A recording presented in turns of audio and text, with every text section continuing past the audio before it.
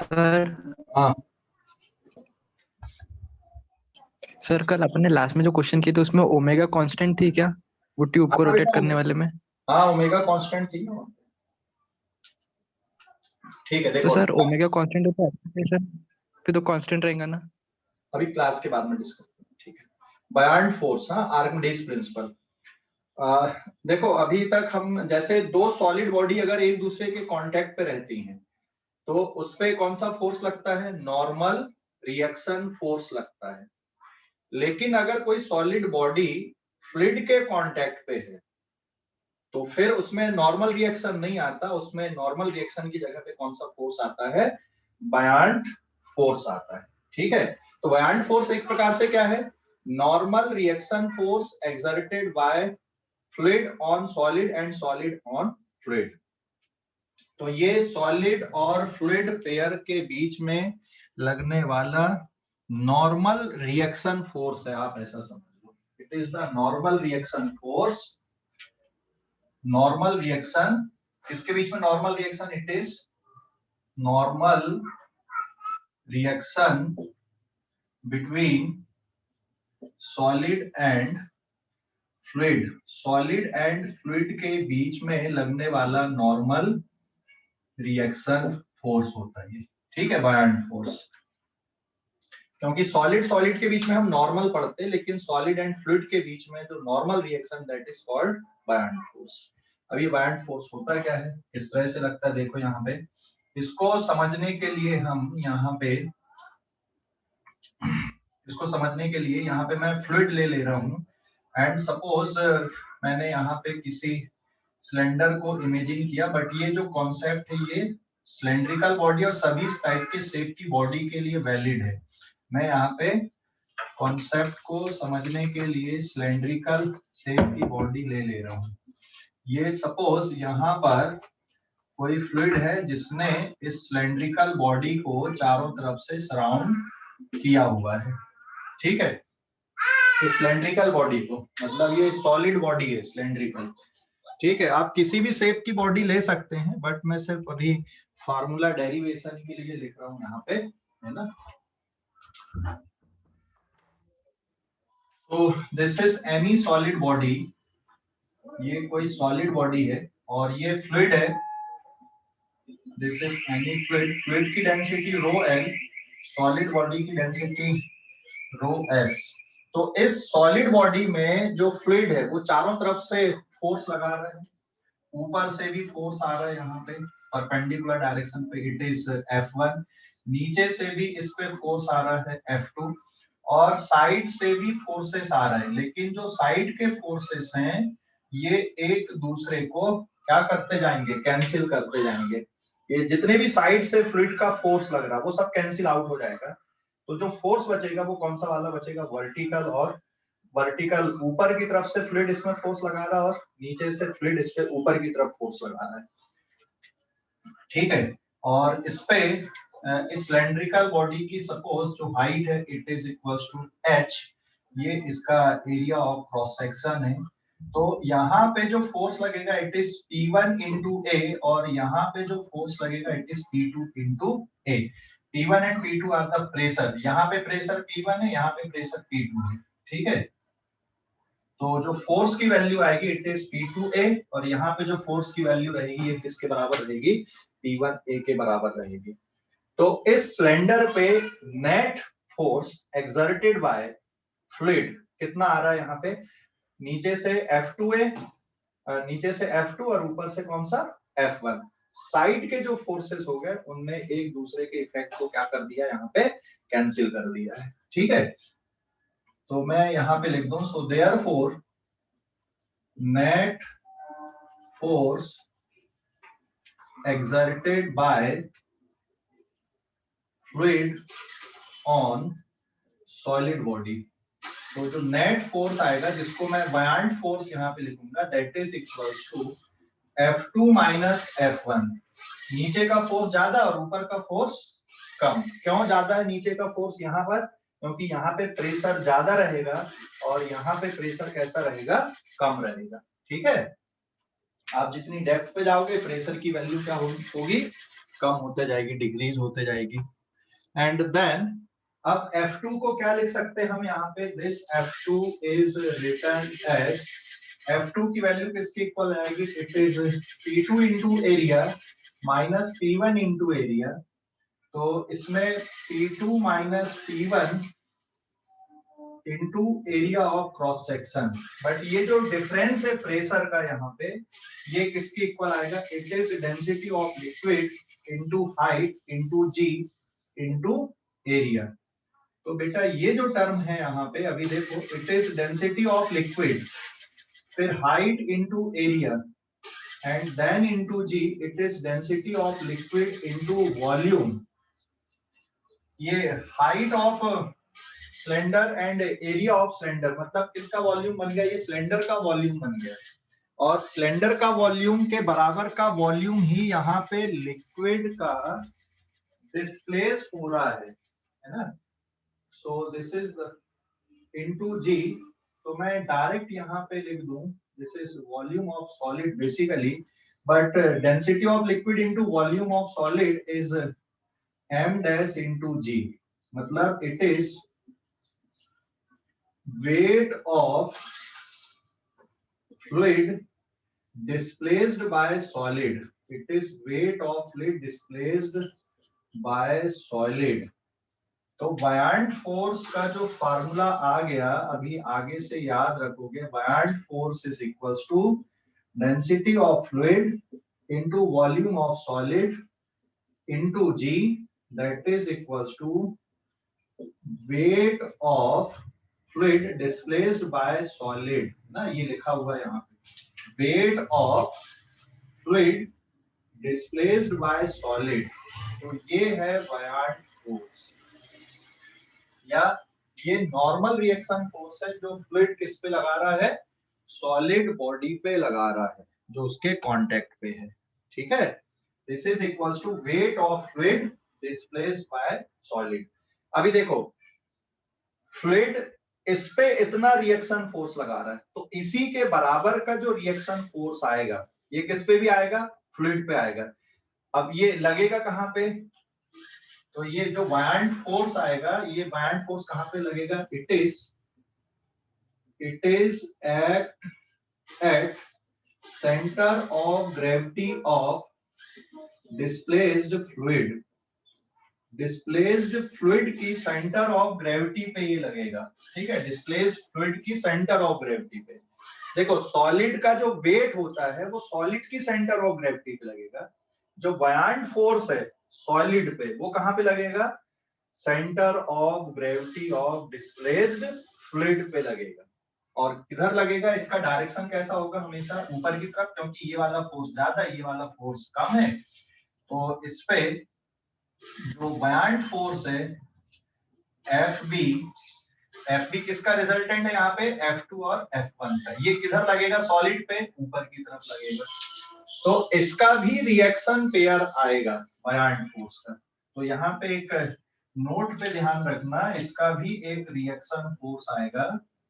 तो this is buoyant force on solid by liquid, या फिर फ्लूइड मैं ले लूं यहाँ पे, बाय फ्लूइड, और इसी के बराबर का रिएक्शन फोर्स आएगा negative of buoyant force, value वही रहेगी, फार्मूला यही रहेगा, this is on fluid bye solid, क्योंकि ये एक्शन रिएक्शन में चलेंगे। और इनका मैग्नीट्यूड अगर देखोगे, buoyant force on solid by liquid या फ्लूइड का मैग्नीट्यूड सेम आएगा, force on buoyant force on liquid by solid का मैग्नीट्यूड सेम है, and that is equals to density of fluid into volume of solid into G. तो magnitude same है लेकिन direction opposite. तो fluid solid पे ऊपर की तरफ buoyant फोर्स लगाएगा, और जो सॉलिड है वो फ्लूइड पे नीचे की तरफ buoyant फोर्स लगाएगा। ठीक है, पर डायग्राम में थोड़ा मेंशन करना डिफिकल्ट टास्क है, तो मैं यहाँ पे इस पे ये लिख दूं, ये सॉलिड पे लिक्विड के कारण लग रहा है, और इसी के बराबर मैग्नीट्यूड का जो फोर्स लगेगा यहाँ पे, this is buoyant force on, ये किस पे आएगा, लिक्विड पे, किसके कारण आएगा, सॉलिड के कारण। ठीक है, तो ये रिएक्शन फोर्सेस हैं बेसिकली, ये रिएक्शन फोर्सेस हैं। तो सॉलिड ऑब्जेक्ट पे जो बुयांट फोर्स लगेगा किसके इक्वल है? It is equal to weight of fluid displaced by solid. कहां पे लगेगा? It act at centre of gravity of displaced fluid पे। इसका रिएक्शन पेयर भी इतना ही होगा। किस पे लगेगा इसका रिएक्शन पेयर? फ्लूइड पे लगेगा। ठीक है, स्क्रीनशॉट। नहीं, जो खाली स्पेस बन रहा है ना, हाँ सर, वहां पे मान लो फ्लूइड रहता उस हाँ। खाली स्पेस पे, तो उस खाली स्पेस पे जो फ्लूइड रहता, उस फ्लूइड की सेंटर ऑफ ग्रेविटी जहां पे आती, अभी तो बेसिकली सॉलिड की भी सेंटर ऑफ ग्रेविटी वहीं पे रहेगी और फ्लूइड की भी वहीं पे रहेगी, क्योंकि परफेक्ट सिमेट्रिक ऑब्जेक्ट है इसलिए, है ना। लेकिन अगर सिमेट्रिक नहीं होता, साइज एक जैसा नहीं होता। हाँ बोल। एक मिनट, एक और डायग्राम से बता रहा हूं मैं अभी। इस डायग्राम से फोर्स का एक्शन तुमको नहीं समझ में आ रहा, अभी एक और डायग्राम से बता रहा हूँ। फार्मूले समझ में आ गए कि नहीं? सर वो जो एफबी निकाले उसकी लास्ट थर्ड स्टेप बता दो ना। Last third step rho L H G वाली की? हाँ सर वही, हाँ सर वही। उसको तो रीअरेंज किया ना मैंने बस। वहां पे देख, वहां पे F2 minus F1 equals to क्या लिख दिया हमने? P2A minus P1। ये समझ गया क्यों लिख दिए? हाँ सर। प्रेशर इनटू एरिया से फोर्स बन गया है ना। ए को कॉमन निकाल लिया मैंने, तो pressure difference P2 minus P1 ये किसके बराबर आएगा? H रो जी होता ना ये। हाँ सर। तो डेंसिटी किसकी लिखेगी यहाँ पे? सॉलिड कितनी लिखना, डेंसिटी किसकी आएगी यहाँ पे? लिक्विड की या फ्लूइड की डेंसिटी, है ना, क्योंकि प्रेशर का कैलकुलेशन फ्लूइड के लिए। समझ गए अभी? हाँ सर।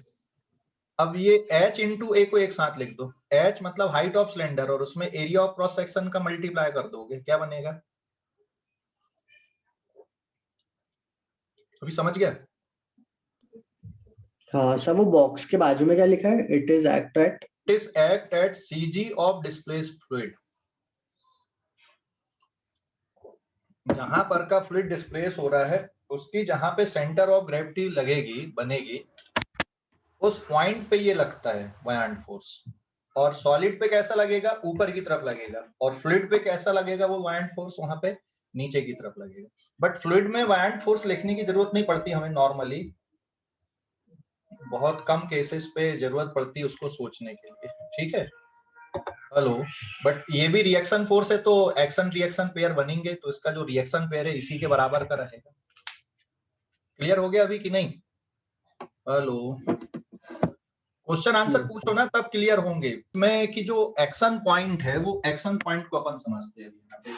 और चैट में मत डाला करो, मैं इधर बोर्ड के पास में रहता तो मुझे समझ में नहीं आता चैट में क्या लिखे, दूर दूर हो जाता है। बोल दिया करो, क्वेश्चन पूछ लिया करो, है ना। मैं अभी इसको मिटा रहा हूँ, स्क्रीनशॉट लो इस पेज का, स्क्रीनशॉट ले लो इस पेज का। सर अगर ये बॉडी डेप्थ पे पहुंच गया, हाँ तो फिर प्रेशर तो ऊपर से लगेगा कि तब भी नीचे से बायएक्सियल फोर्स लगेगा।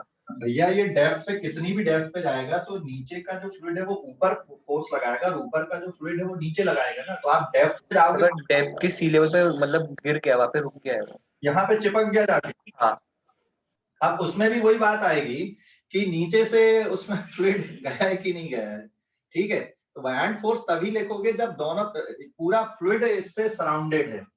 अगर मान लो एक जगह से सराउंडेड नहीं है ना, उसको बोला एक जगह से सराउंडेड नहीं, मान लो इधर पे जाके चिपक गया और यहाँ पे बिल्कुल भी कोई भी फ्लूइड नहीं है, तो फिर आप बुयांट फोर्स का ये फार्मूला नहीं लिख सकते। फिर यहाँ पे बता रहा हूँ भाई, है ना। ये स्क्रीनशॉट लो इस पेज का, स्क्रीनशॉट लो इस पेज का जल्दी से। हेलो, ले लिए सर। ले लिए? ठीक है, अभी जो तुम्हारे मन में जो डाउट्स आ रहे हैं मैं उसी को रेक्टिफाई करता हूँ भी, है। फॉर्मूला समझ गए कि क्या लिखना हमें?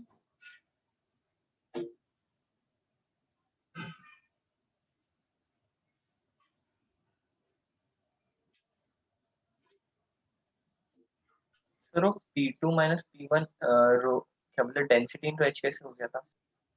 अरे वो तो अपन पुरानी कॉन्सेप्ट जो पढ़ रहे थे, दो वर्टिकल पॉइंट के बीच में प्रेशर डिफरेंस का फार्मूला लिखे थे, H रो जी। दो वर्टिकल पॉइंट, नोट्स कंप्लीट किए कि नहीं किए हो? ये सर भूल गया था। याद नहीं आ रहा। चल कॉपी खोल ले, जो नोट्स तूने कंप्लीट किया वहां पे देख फट से।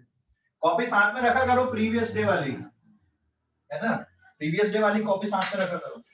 ओके देख, अभी जो तुम्हारे मन में डाउट आए हैं यहाँ पे देख, इसमें जैसे ये मैं सपोज यहाँ पे सिलेंडर ऐसा रखा हूं मैंने, ये ऐसा एक, ये पूरा फ्लूइड में डूबा हुआ है ऐसा।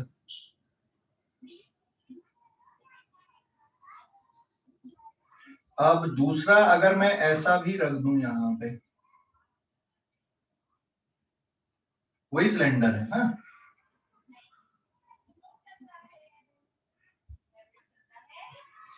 अब इसमें एक सिलेंडर ऐसा है, मतलब वुडन पीस है, और इस वुडन पीस का कुछ पोर्शन फ्लूइड के बाहर भी चला गया है।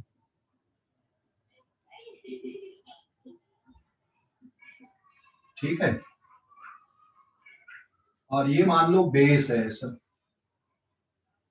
अब इसका एक ये था कि अगर कोई ऑब्जेक्ट बिल्कुल बेस पे चिपका हुआ है,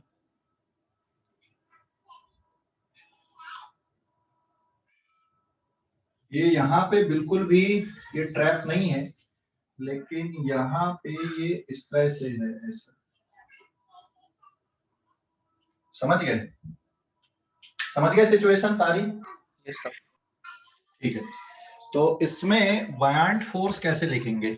देख, इसमें जो बायंट फोर्स आएगा, मैं सिर्फ बायंट फोर्स लिखना दिखा रहा हूँ यहाँ पे। Now buoyant force on FB on solid body, ठीक है, सिर्फ सॉलिड पे लगा रहे हैं, तो इस पे बायंट फोर्स आएगा ऊपर, and this buoyant force is density of liquid volume of solid into G. इस पे भी बायंट फोर्स ऊपर की तरफ आएगा, this is also density of liquid volume of solid into G. ठीक है, समझ गए?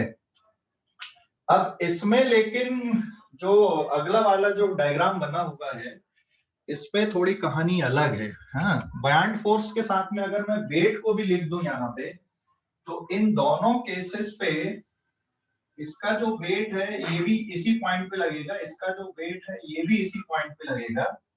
इसका वेट आएगा बिल्कुल बीचों बीच पे, यूनिफॉर्म सिलेंडर है मान लीजिए, यूनिफॉर्म सिलेंडर है, तो it is the weight, it is centre of gravity of solid.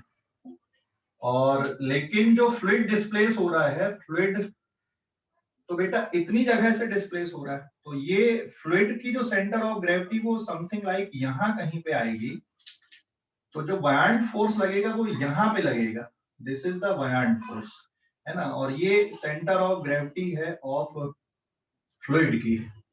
ठीक है, लेकिन अब यहाँ पे बायंट फोर्स लिखते टाइम आप टोटल वॉल्यूम नहीं लिखोगे। यहाँ पे जब बायंट फोर्स लिखोगे तो टोटल वॉल्यूम ऑफ सॉलिड नहीं आएगा, यहाँ पे पूरा की पूरा डूबा हुआ है इसलिए आएगा, यहाँ पे पूरा नहीं डूबा हुआ है, यहाँ पे इतना पोर्शन इसका डूबा हुआ है, तो इमर्ज्ड वॉल्यूम आपको लिखना पड़ेगा यहाँ पे, इमर्ज्ड वॉल्यूम। ठीक है, इमर्ज्ड वॉल्यूम कितना है इसको लिखना है यहाँ पे। तो इमर्ज्ड वॉल्यूम मतलब इसमें आपको फार्मूला लिखते time density of liquid immersed volume of solid into G. What is VIS? It is immersed volume. Immersed volume. ठीक है, इस पे बायंट फोर्स नहीं लिखोगे, क्यों? क्योंकि यहाँ पे नीचे फ्लूइड नहीं है, इस पे बायंट फोर्स आप नहीं लिखोगे। क्यों? क्योंकि इस पे नीचे फोर्स नहीं लग रहा, यहाँ पर से नीचे से लिक्विड नहीं आ रहा है। ठीक है, तो यहाँ पे कांटेक्ट सरफेस है, तो ये नॉर्मल रिएक्शंस आएंगे यहाँ पे, और ऊपर से आएगा फ्लूइड का force, that is equals to pressure into area.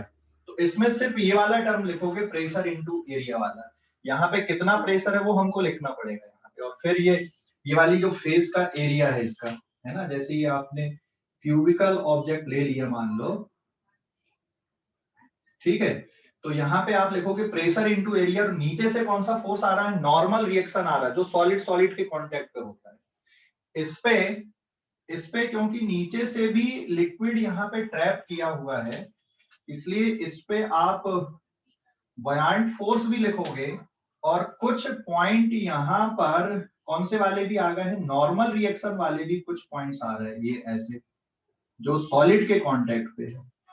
तो ये नॉर्मल रिएक्शन प्लस बयान्ट फोर्स दोनों आ जाएगा, लेकिन यहाँ पे आप बयान्ट फोर्स नहीं लिखोगे, यहाँ पे नॉर्मल रिएक्शन सॉलिड सॉलिड के कांटेक्ट वाला और एक ऊपर से जो फ्लूइड का फोर्स आ रहा है उसको लिखना पड़ेगा।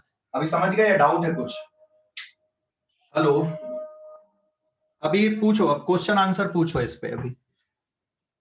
हेलो, पूछो भाई, क्वेश्चन आंसर पूछो इस पे। सर वुडन ब्लॉक वाला नहीं समझा। देख वो वुडन ब्लॉक जो बिल्कुल चिपक गया जाके ना नीचे, वहां पे कुछ भी लिक्विड नहीं है, मतलब पूरा परफेक्ट कांटेक्ट पे है नीचे बेस के साथ में, ठीक है? हेलो, हाँ सर। तो उसमें बेटा कांटेक्ट सरफेस, सॉलिड सॉलिड की कांटेक्ट सरफेस पे जो फोर्स लिखोगे वो नॉर्मल रिएक्शन लिखोगे ना वहां पे, और ऊपर से वहां पे क्या आ रहा है, फ्लूइड का फोर्स आ रहा है। तो फ्लूइड ऊपर से जो फ्लूइड का फोर्स है that is equal to pressure into area, समझ गया? हाँ सर। और जो लास्ट वाला दिख रहा है जिसमें नीचे भी लिक्विड पहुंच गया है ना, लेकिन फिर भी वो जाके बेस पे बैठा हुआ है, तो उसमें बयान्ट फोर्स लिखोगे और साथ में नॉर्मल रिएक्शन भी लिखोगे ना, यहाँ पे नॉर्मल रिएक्शन भी आएगा और बयान्ट फोर्स भी लिखोगे, क्योंकि ये जो कुछ पॉइंट्स यहाँ पे कांटेक्ट पे आ रहे हैं आपके, मैं डायग्राम को थोड़ा और अच्छे से बना देता हूँ ये वाला।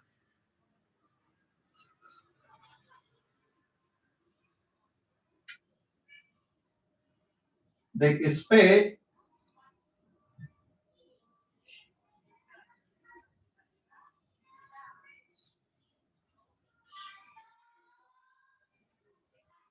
ये ऐसा समझिए, ठीक है? यस तो सर। हाँ, इस पे बयान्ट फोर्स भी लगेगा, इस पे लगेगा बयान्ट फोर्स, क्योंकि आपका नीचे से भी क्या लिख दिया आपने, यहाँ पे नीचे से भी फ्लूइड का फोर्स आ गया ना, यहाँ पे, यहाँ पर भी नीचे भी फ्लूइड आ गया है। तो अगर यहाँ पे इसके इधर पे भी नीचे फ्लूइड आपको दिख रहा है, तो इस पे बयान्ट फोर्स भी लगेगा, that is equals to density of liquid volume of solid into जी।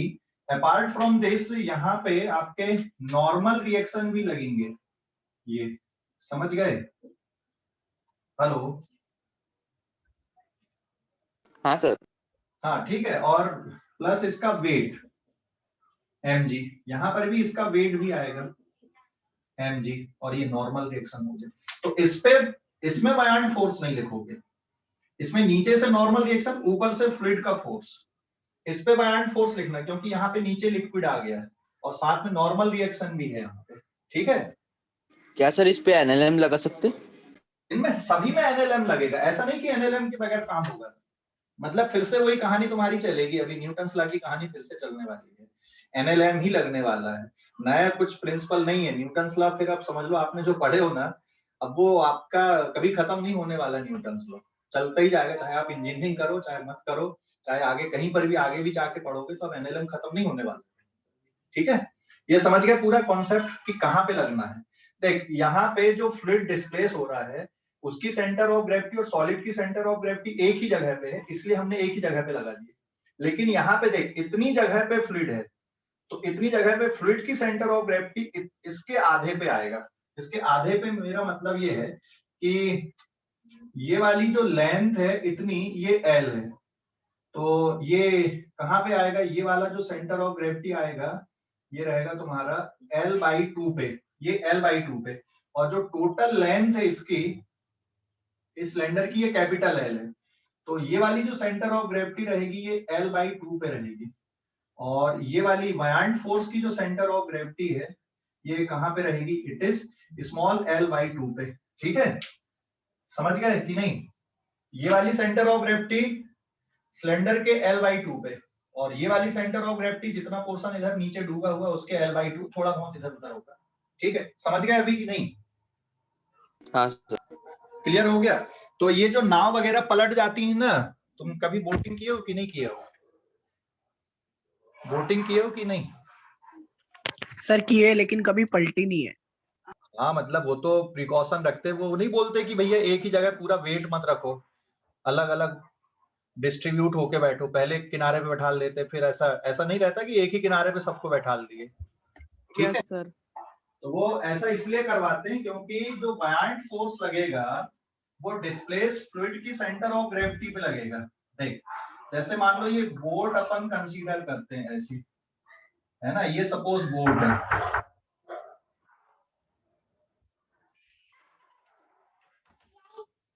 ये सपोज बोट है,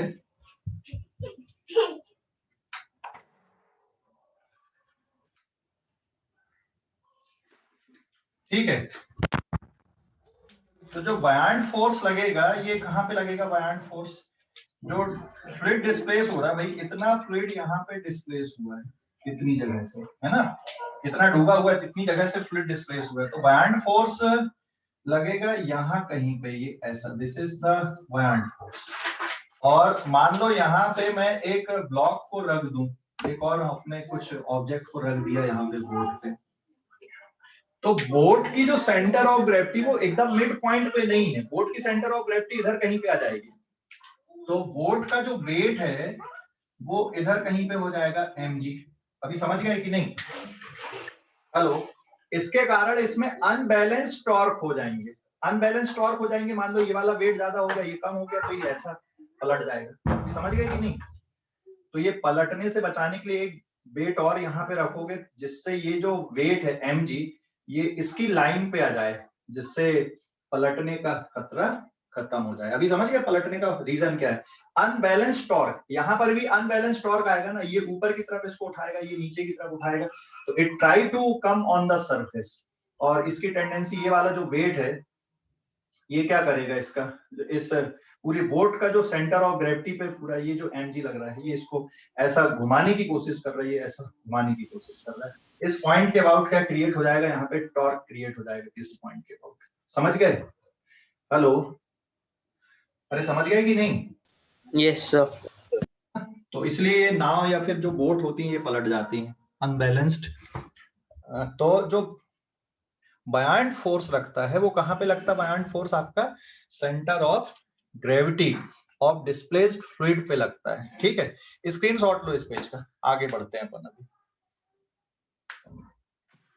सर किसी को भेजने बोल दो, ब्लर आ रहा है। ठीक है भाई, किसका साफ आ रहा है? किसको बिल्कुल साफ, बढ़िया नेटवर्क किसके यहाँ पे? तो ये समझ गए इतना, आगे की कॉन्सेप्ट में बढ़ूं मैं अब। स्क्रीनशॉट ले लो इस पेज का जल्दी से।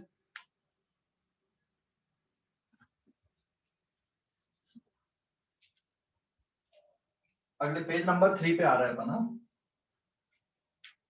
स्क्रीनशॉट हो गया ना लेके? आगे बढ़ूंगा मैं।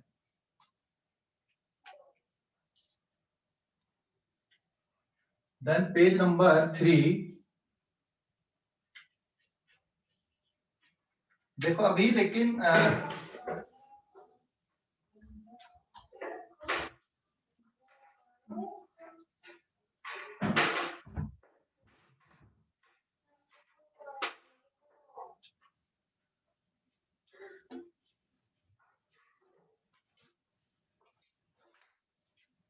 देखो पेज नंबर 3 में, अब सम टाइम ऐसा होता है ना कि कोई ऑब्जेक्ट है तो जरूरी नहीं कि वो पूरा पानी पे डूबा रहे, कुछ पोर्शन उसका बाहर भी रहता है ना।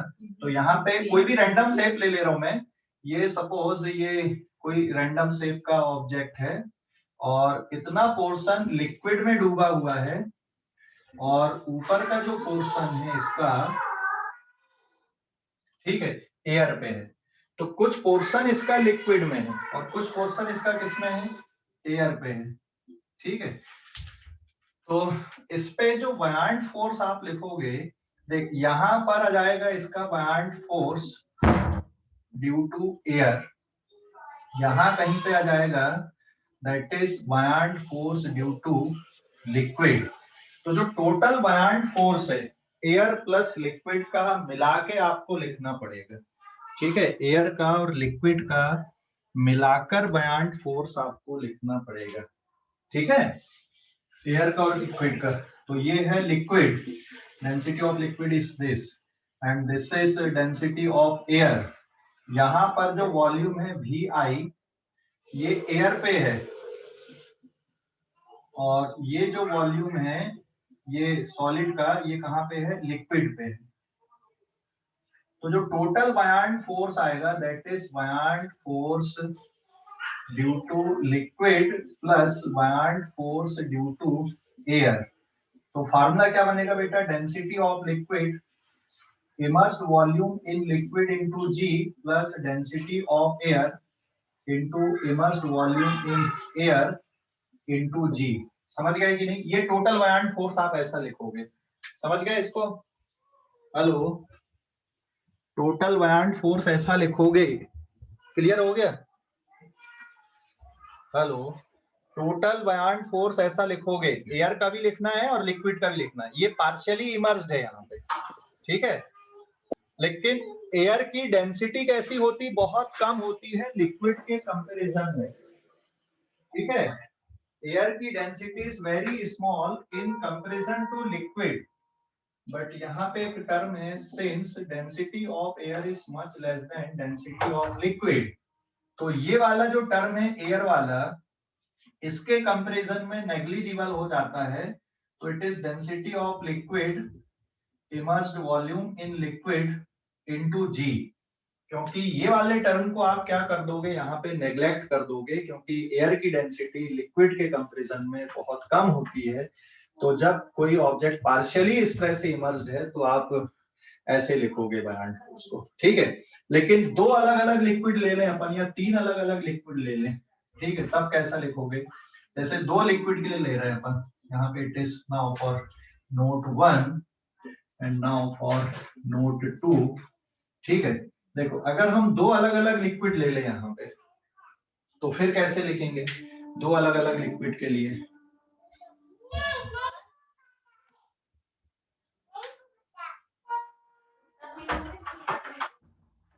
दो अलग अलग लिक्विड अगर हम लेते हैं, जैसे कोई ऑब्जेक्ट है, ये दो अलग अलग लिक्विड में डूबा हुआ है, ये ऐसा, ये इंटरफेस है, ये बाउंड्री है, यहाँ पे नीचे का लिक्विड अलग है और ऊपर का लिक्विड अलग है, ऐसा। तो इसमें जो टोटल buoyant फोर्स है, ये कैसे लिखेंगे? मान लो यहाँ पे ऊपर अलग लिक्विड है, नीचे अलग लिक्विड है ना? तो इस पे टोटल buoyant फोर्स कैसे लिख देंगे यहाँ पे, ठीक है? तो ये बाउंड्री हो गई, this is first liquid, this is second liquid, इसकी डेंसिटी ρ1, इसकी डेंसिटी ρ2, ठीक है? एंड यहाँ पे जो वॉल्यूम है ये V1, इमर्स्ड वॉल्यूम इन 1, और ये वाला हो जाएगा इमर्स्ड वॉल्यूम इन 2। तो जो टोटल buoyant फोर्स लिखा जाएगा ये है FB1 और इधर से आ जाएगा FB2। तो जो टोटल buoyant फोर्स आएगा यहाँ पे, अगर दो अलग अलग आप लिक्विड ले रहे हो, तो जो टोटल buoyant फोर्स बनेगा, it is buoyant force due to 1 plus buoyant force due to second. तो फर्स्ट वाले के लिए immersed volume in first into density of liquid 1 into G and plus immersed volume in second into density of second into G। हाँ, total volume जो आएगा ना solid का, total volume of solid is immersed volume in 1 plus immersed volume in second। और मान लो इसकी density कुछ है, सॉलिड की कोई डेंसिटी है ना? मान लो सॉलिड की डेंसिटी रो है यहाँ पे, तो क्या रिलेशनशिप रहेगी यहाँ पे सॉलिड की डेंसिटी के साथ में? सपोज इसकी डेंसिटी रो एस है सॉलिड की, तो यहाँ पे सॉलिड की जो डेंसिटी है वो इससे कम है, सॉरी इससे कम है, और इसकी डेंसिटी से ज्यादा है। तो ये डायरेक्ट कंसिक्वेंसेस हैं इसके। तो अगर दो अलग अलग लिक्विड हैं तो फिर आपको इस तरह से टोटल buoyant फोर्स लिखना पड़ेगा। यहाँ नेग्लेक्ट नहीं कर सकते। यहाँ पे क्यों नेग्लेक्ट कर दिए थे? क्योंकि एयर की डेंसिटी बहुत कम होती है, एंड एयर की डेंसिटी लगभग 1 kg पर मीटर क्यूब के आसपास है, जबकि लिक्विड की जो डेंसिटी होती है, हम नॉर्मल पानी की भी डेंसिटी अगर ले लें, it is 1000 kg per metre cube, तो बहुत कम होती है। इसलिए जब इस तरह की सिचुएशन होती है तो आप एयर के कारण लगने वाले buoyant फोर्स को नेग्लेक्ट कर देते हो और लिक्विड के कारण जो buoyant फोर्स लगता है उसको लिख लेते हैं। तो मैं इसके एरो को भी कम कर देता हूं यहाँ पे, ठीक है? This is buoyant force of air, है ना? और ये किसका buoyant फोर्स हो गया यहाँ पे? It is buoyant force due to liquid. तो लिक्विड के कारण जो buoyant force है उसका कंट्रीब्यूशन बहुत ज्यादा होता है, इसलिए आप इसको नेग्लेक्ट कर सकते हो. ठीक है, स्क्रीनशॉट लो इस पेज का. हाँ सर. कोई डाउट अभी इसमें बेटा? हाँ बोल. सर डेंसिटी का रिलेशन कैसे है ये बताना. कौन सा वाला? वो लास्ट वाला. हाँ सर. हाँ देख, वो सॉलिड की जो डेंसिटी है, क्योंकि अगर मान लो सॉलिड की डेंसिटी ρ2 से भी ज्यादा होती तो वो बिल्कुल नीचे चला जाता, वहां पे बैठ जाता नीचे जाके, है ना. तो जो सेकंड वाला लिक्विड है उससे तो वो तैर रहा है, ऊपर है, फ्लोट कर रहा है ना. लेकिन फर्स्ट वाले में कैसा है, वो डूबा हुआ है. इसका मतलब सॉलिड की जो डेंसिटी है वो फर्स्ट वाले से ज्यादा है और सेकंड वाले से कैसी है, कम है. ठीक है, अभी और अपन देख रहे हैं ना, अभी फ्लोटेशन के लॉ को अपन देखते हैं तो और क्लियरिटी आ जाएगी. ठीक है, ओके सर. ओके, स्क्रीनशॉट लो इस पेज का. तो ये समझ गए कॉन्सेप्ट? अभी कॉन्सेप्ट समझ गए? हाँ सर.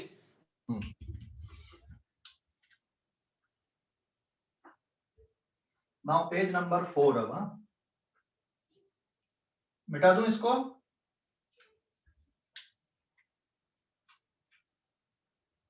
स्क्रीनशॉट ले लिए ना?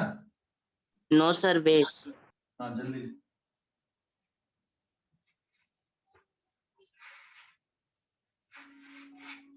हो गया? यस सर, हो गया.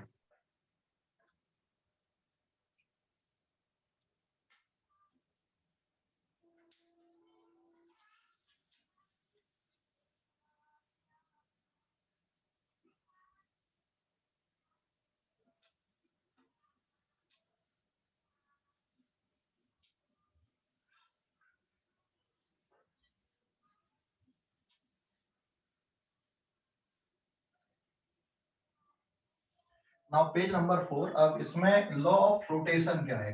इसमें लॉ ऑफ फ्लोटेशन या सिंपल फ्लोटेशन लिख देता हूँ. लॉ की जरूरत नहीं है, यहाँ पे कोई लॉ नहीं है, ये इसी का पार्ट है. Flotation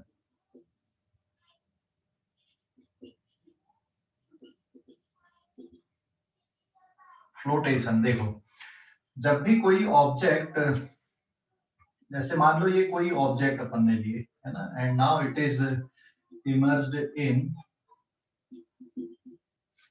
fluid. ये कोई फ्लूइड है, तो इस पे जो फोर्सेस लग रहे हैं वो कौन कौन से फोर्स आ रहे हैं? ऊपर की तरफ कौन सा फोर्स आएगा? buoyant force. ये हो गया इसका वेट mg. समझ गए? तो buoyant फोर्स कैसे लिखोगे? यहाँ पे फार्मूला क्या रहेगा buoyant फोर्स का? It is density of liquid या फिर fluid into immersed volume into g. और जो वेट आएगा it is density of solid into volume of solid into g. ठीक है, ये इमर्स्ड वॉल्यूम ऑफ सॉलिड है, it is immersed volume of solid into g लिखोगे. बराबर है? तो अब कोई ऑब्जेक्ट फ्लोट कब करेगा? बताओ, कोई ऑब्जेक्ट फ्लोट कब करेगा? अगर उसका वेट और buoyant फोर्स इक्वल हो गए तो ऑब्जेक्ट क्या करेगा? यहाँ पे फ्लोट करेगा. समझ गए? तो यहाँ पे कंडीशन ये ले रहा हूं मैं, if buoyant force is equals to mg then object will float. Object will float. Float तभी करेगा जब उसका buoyant force किसके बराबर हो जाए? mg के बराबर हो जाए. इसी को आर्किमिडीज प्रिंसिपल भी बोलते हैं पर, है ना, या और आगे. तो अब मैं यहाँ पे लिख दे रहा हूँ, it is density of liquid immersed volume of solid into g is equals to density of solid into volume of solid into g. g से g कैंसिल हो गया.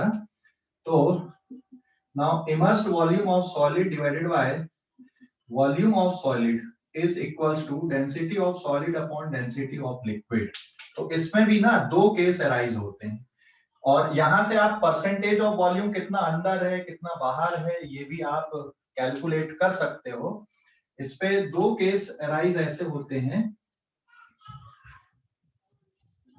केस वन,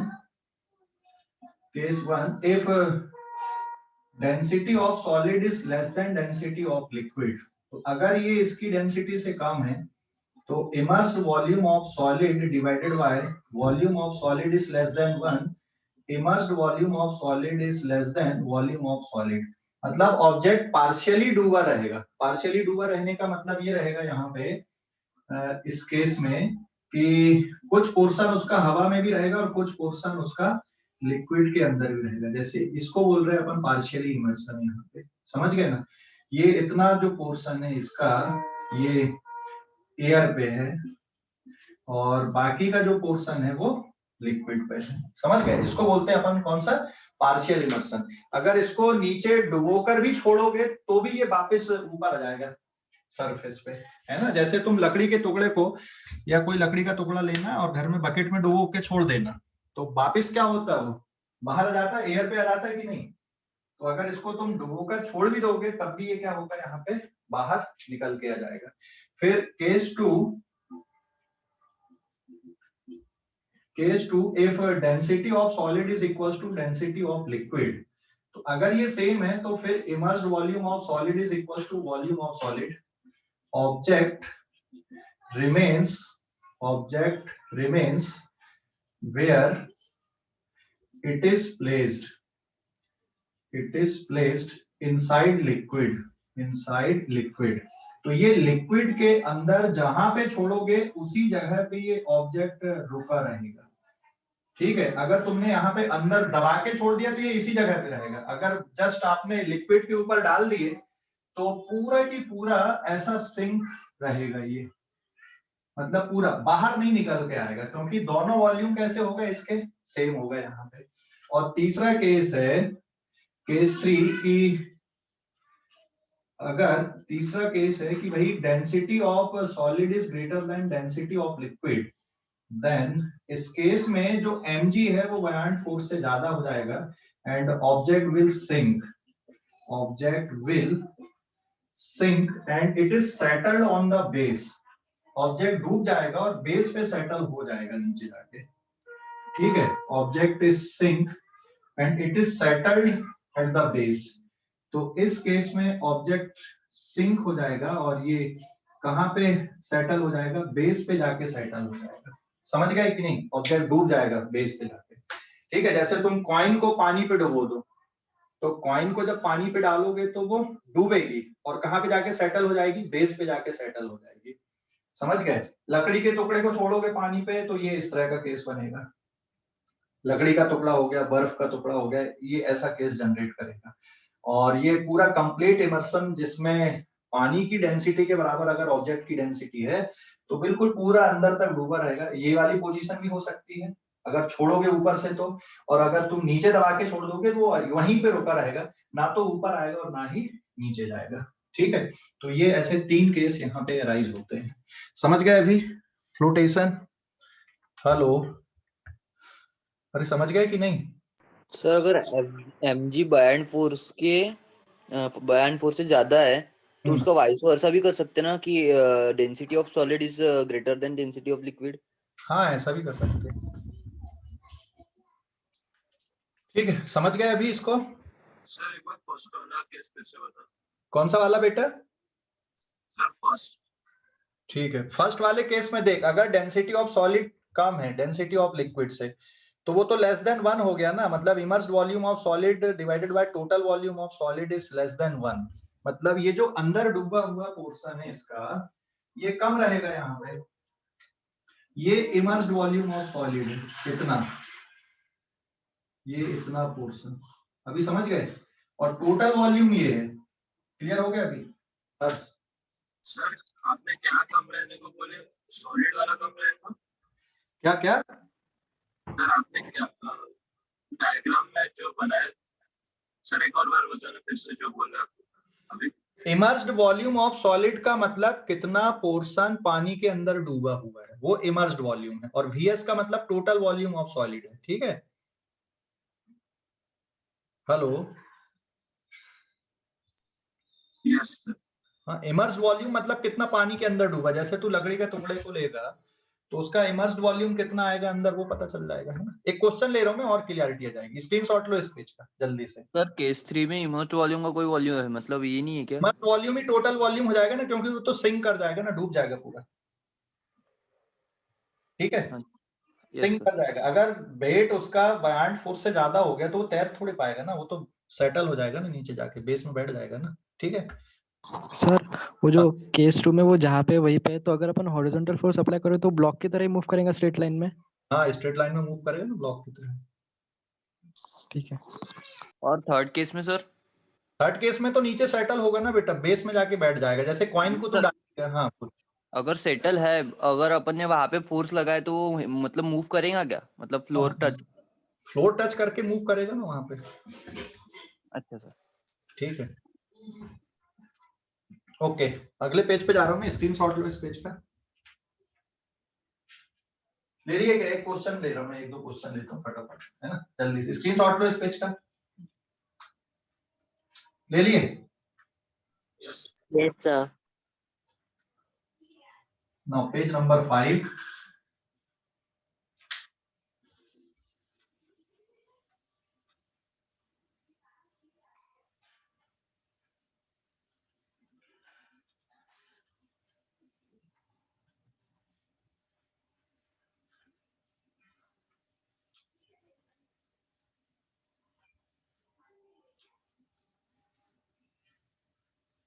देखो पेज नंबर 5 में अभी जैसे क्वेश्चन में ये ले रहा हूँ यहाँ पे सीधा सीधा कि ये पानी अपन ने लिए और इस पे एक वुडन ब्लॉक को ऐसा हमने डाल दी।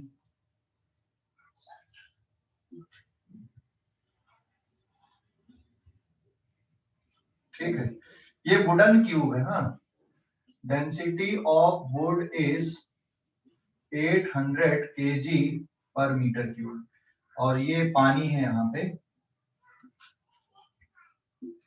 डेंसिटी ऑफ वाटर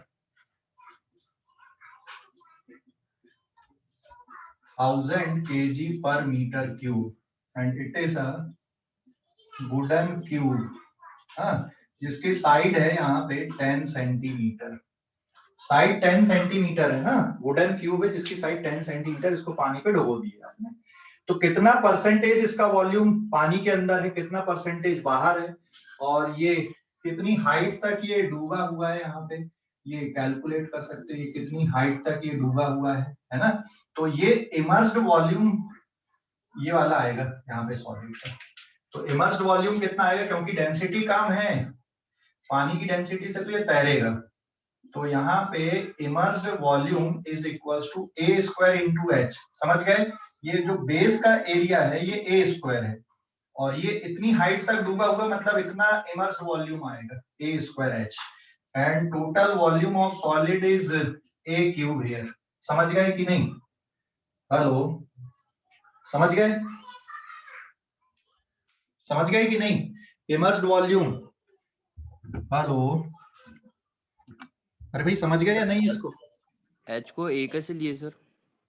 एच को ए नहीं लिए ना बेटा, ये ए इतना है और एच इतना जहां तक ये डूबा हुआ है, तो इमर्स्ड वॉल्यूम इतना आएगा ना इसका। समझ गए? हाँ सर। और ये टोटल वॉल्यूम हो गया। तो इसमें बयान फोर्स लगेगा यहां पर से, बीच में से ऐसा, दिस इज द बयान फोर्स। और mg कहां पे लगेगा आपका? ऊपर लगेगा इसकी सेंटर ऑफ ग्रेविटी पे। तो mg किससे बैलेंस हो रहा है यहाँ पे?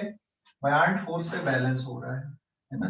तो since buoyant force is equals to mg, तो density of liquid immersed volume of solid into g, density of solid into volume of solid into g। g से g कट गया, तो immersed volume of solid divided by volume of solid is density of solid upon density of liquid. तो it is 800 upon 1000। कितना बच रहा है ये? 8/10 बचा, बराबर है। समझ गए कि नहीं? हेलो, अरे ये 8/10 बचा, ये समझ गए? हेलो, ये समझ गए कि नहीं?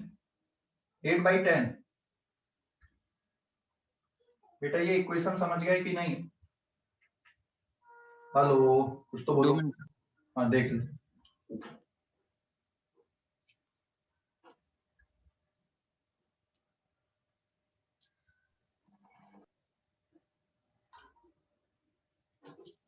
समझ गया? अब इनके बीच में आपस में रिलेशनशिप तुमने निकाल लिया है ना? तो आपस में अगर ये रिलेशनशिप आ गई यहाँ पे, तो ये कैलकुलेशन तुम बहुत आसानी से कर सकते हो अभी कि immersed volume of solid upon volume of solid a square h upon a cube, this is equals to 8/10।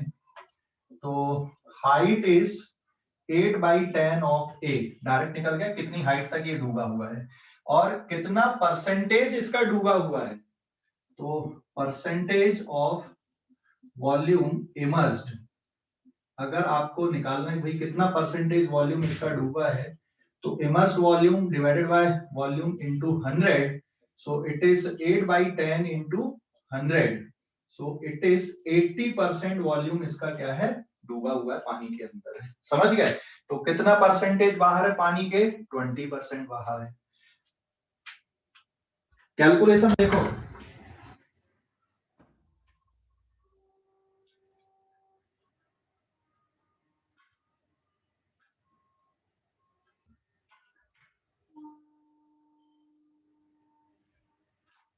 Calculation देखो भाई, समझ गए या नहीं? कैलकुलेशन कैलकुलेशन देखो जल्दी से, समझ गए इसको?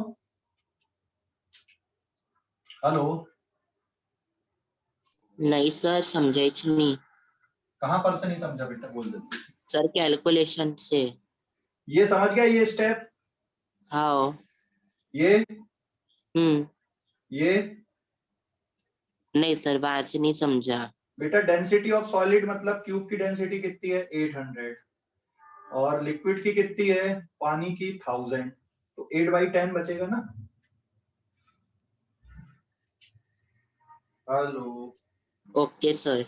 और फिर ये देख, अगर मैं डिवाइड कर दूं तो a square h upon a cube, मतलब ये वैल्यू किसके बराबर, 8/10, तो हाइट कितनी आ गई, 8/10 इंटू a। ठीक है? अब percentage of volume immersed, percentage निकालना कि कितना परसेंटेज ये डूबा हुआ है टोटल वॉल्यूम का, तो 8/10 इंटू 100, 80% इसका पार्ट नीचे डूबा हुआ। अभी समझ गए? Yes sir. ओके, देन अब इस पे एक और क्वेश्चन में सिमिलर क्वेश्चन लेता हूं। इस पे एक कंटेनर में आपने क्या किया, यहाँ पे पूरा पानी भर दिया है ऐसा, और एक स्प्रिंग लगा दिए नीचे बेस से, और ये एक क्यूब आपने ले लिया यहाँ पे। ठीक है? ये एक वुडन क्यूब है मान लो, फिर से। ठीक है, ये एक वुडन क्यूब है। Now this is wooden cube, बराबर। Wooden cube of side A is 10 centimeter and density of wood is 8 gram per centimeter cube and density of water is 1 gram, ये 8 नहीं आएगा, it is 0.8 gram, it is 1 gram per centimeter cube। ठीक है? And यहाँ पे आपने क्या भर दिया, पानी भर दिया, and spring constant is 100 Newton पर मीटर। समझ गए ना? अच्छा, इसमें क्या सिचुएशन बनेगी बताओ जरा थोड़ा। एक कंटेनर के अंदर तुमने पानी भर दिया, एक ब्लॉक को स्प्रिंग से अटैच कर दिया। अगर ये स्प्रिंग नहीं रहती तो ये ब्लॉक क्या होता, बताओ जरा सोच के। अगर ये स्प्रिंग नहीं लगाते तो ऊपर आ जाता है ना, ये वाला केस बन जाता है। समझ गए? तो स्प्रिंग ने इसको होल्ड करके रखा है। ठीक है?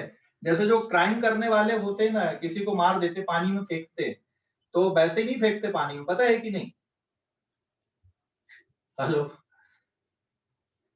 बांध के फेंकते सर। बांध के फेंकते, पत्थर बांध देते पहले, जिससे वो ऊपर फ्लोट ना करे, है ना। तो वैसी कुछ कहानी है। तो यहाँ पे इस पे जो फोर्सेस लग रहा है, देखो ऊपर की तरफ कौन सा फोर्स लग रहा है, बायॉन्ट फोर्स। इसका वेट कैसा लग रहा है, mg, नीचे की तरफ लग रहा है ना, mg। अरे समझ गए कि नहीं?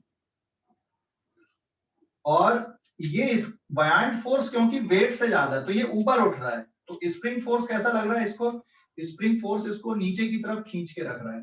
तो अभी ये है इक्विलिब्रियम कंडीशन पे, और इक्विलिब्रियम कंडीशन पे होने के कारण यहाँ पे buoyant force is equals to mg plus spring force आ जाएगा। तो spring force is equals to buoyant force minus mg। Buoyant force is density of liquid, volume of solid, पूरा वॉल्यूम आ जाएगा, इमर्स लिखने की जरूरत नहीं है, माइनस mg को क्या लिखोगे, density of solid, volume of solid into g, और इसमें आप density of liquid minus density of solid into volume of solid into g put कर देना। और स्प्रिंग फोर्स की वैल्यू किसकी इक्वल होती है यहाँ पे, spring force is equal to kx होता है।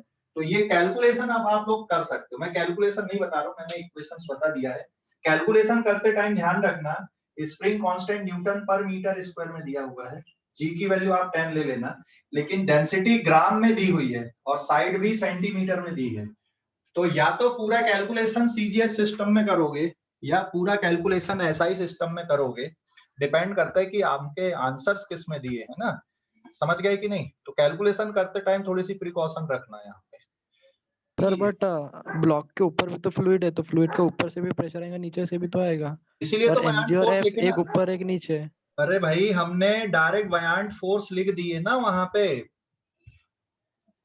ठीक है, हाँ बयान फोर्स लिख दिया ना हमें, अब बाकी को सोचने की जरूरत नहीं। जब आपने फ्लूइड कितना फोर्स लगा रहा है उसमें वो बयान फोर्स आ गया, ठीक है, समझ गया अभी ऋषभ? हाँ सर। ठीक है, जल्दी से स्क्रीनशॉट लो। अभी मैं apparent weight and weight loss and relative density कैसे लिखते हैं वो बताने वाला हूँ, जल्दी से स्क्रीनशॉट ले लो इस पेज का। हो गया? Yes sir. Then page number 6 पे आते हैं अपना।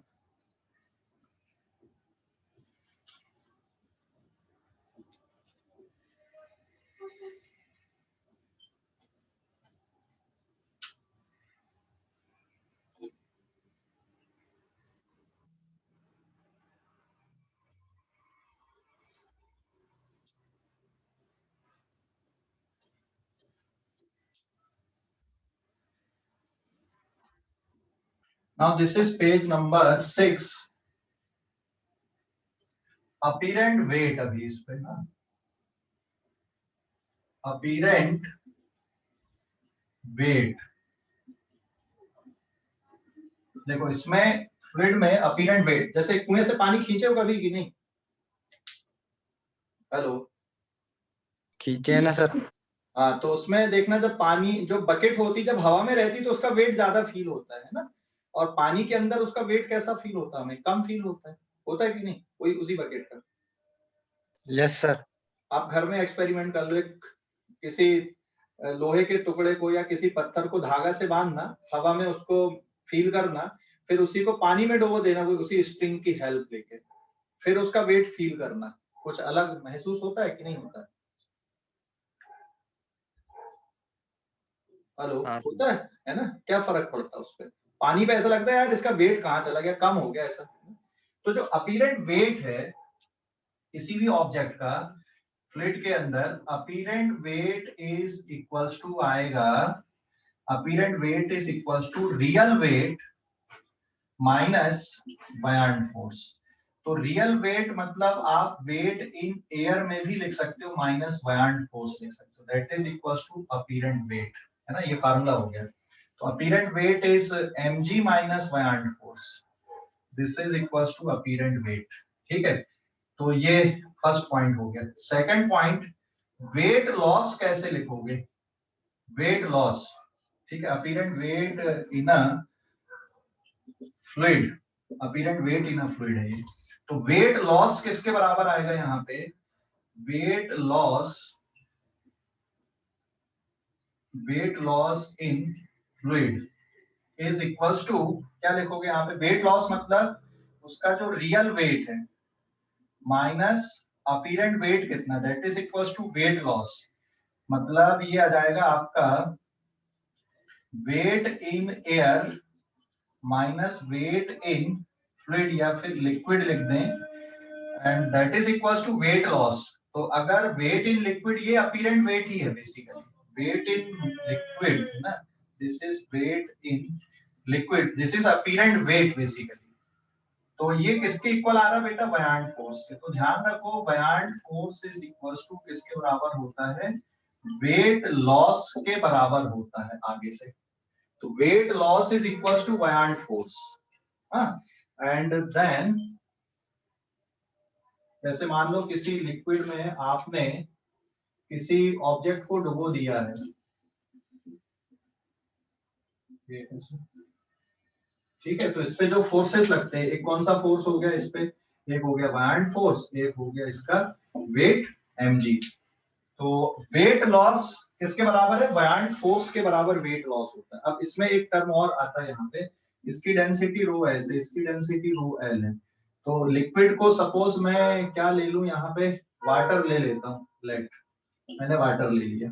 तो एक टर्म होता है relative density, it is density of solid divided by density of water, है ना, at 4 degree Celsius, this is relative density. तो मैं इसको ऐसा भी लिख सकता हूँ, relative density it is weight in air divided by weight loss, ठीक है, weight loss in water at 4 degree Celsius.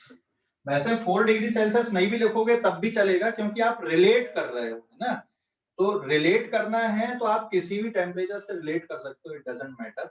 But जो रिलेटिव डेंसिटी है जनरली वो 4 डिग्री के लिए इसलिए किया गया है क्योंकि 4 डिग्री सेल्सियस पे वाटर की डेंसिटी 1 ग्राम पर सेंटीमीटर क्यूब या 1000 केजी पर मीटर क्यूब होती है, स्टैंडर्ड, मतलब एक परफेक्ट टर्म बनता है। बाकी टेम्परेचर पे उतनी नहीं होती, इसलिए 4 को लिखते हैं। लेकिन अगर आप नहीं भी लिखोगे तो भी कोई फर्क नहीं पड़ेगा।